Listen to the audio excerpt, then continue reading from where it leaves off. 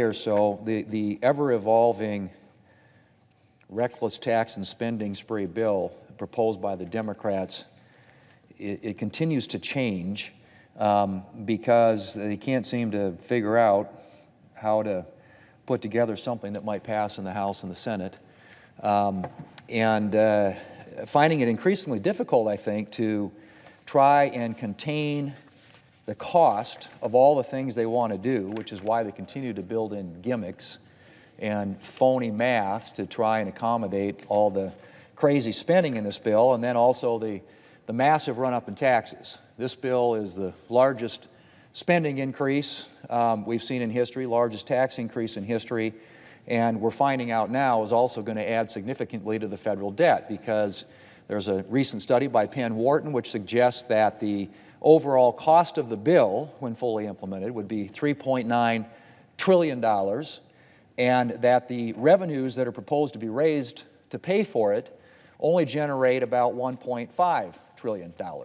So that leaves you with a $2.4 trillion delta that obviously would be added to the deficit and put on the debt. So not only does this spend enormous amounts of money, unprecedented amounts of money, it raises unprecedented amount of revenue, but even at that level, the revenue is totally inadequate and insufficient to cover that spending, and therefore it will add massively to the federal debt. That, according to an economic analysis done by Penn Wharton here just in the last couple of days. But this is the most recent addition to that bill in the House of Representatives. They would raise the SALT cap, the state and local tax deduction cap, from $10,000 to $72,500. And it will also extend that higher cap through 2031 beyond its scheduled expiration after 2025.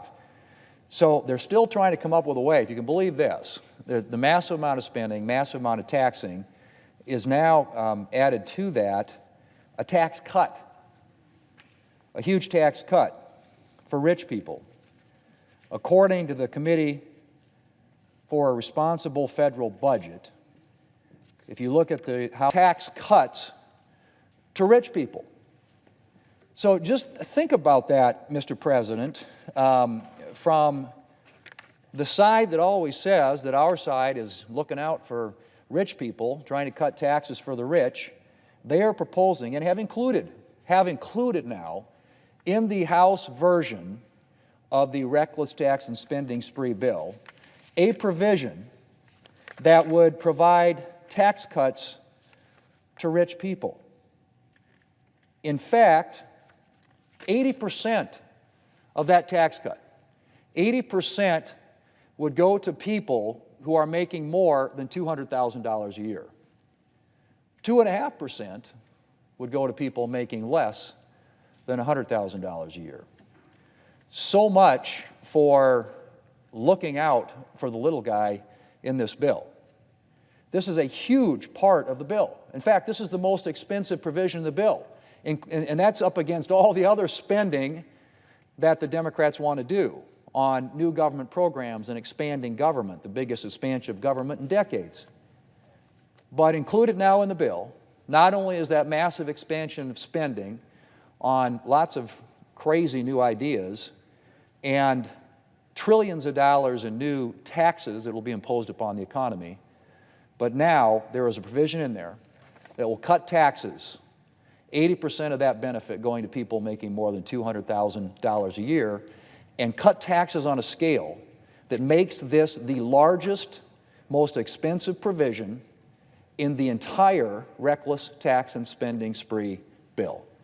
That's what we're talking about with this particular provision, Mr. President. So just want to point that out, because this is an evolving bill. We're seeing new language every day, new ideas every day, and some really horrible ideas have come out in the last few weeks, some of which have gone away simply because there aren't even Democrats who will vote for them. But this is one, obviously, that is going to benefit rich people across this country on a level unlike anything else in the bill, as is suggested by the overall cost of the provision and the way that it distributes among income categories. 80%, let me repeat, 80% of the benefit of this tax cut in the tax and spending spree is going to go to people making more than $200,000 a year. 2.5% of this tax cut will go to people making less than $100,000 a year.